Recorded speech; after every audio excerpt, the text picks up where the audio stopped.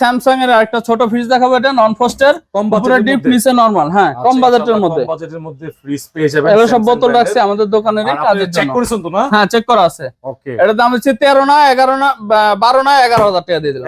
11,000 টাকা। আচ্ছা, দাম 10,000 করে দিলাম। কত ভাই? 10,000 টাকা। 10,000 টাকা। এই একটাই সর্বনিম্ন ফ্রিজ আছে আমাদের দোকানে, স্যামসাং এর ব্র্যান্ডের। চাইছিলাম 11 দিব, কিন্তু 10,000 করে দিলাম। আজকে প্রতিটা ফ্রিজ ডেলিভারি চার্জ ফ্রি নাই, দামে কম, দামে সস্তা পেয়ে যাবেন।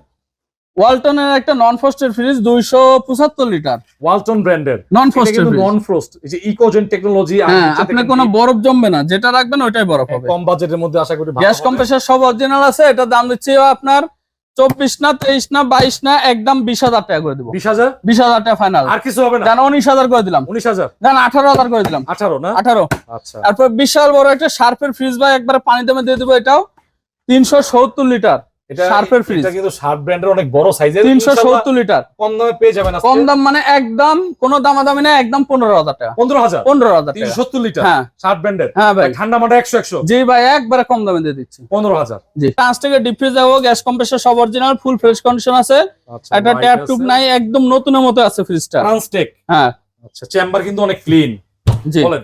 সাইড সুইডও একদম ক্লিন আছে। এটা দাম হচ্ছে 24 না 23 না 22 না, একদম 20,000 টাকা। 20,000 জান 19,000 টাকা করে দিলাম। 19,000 টাকা।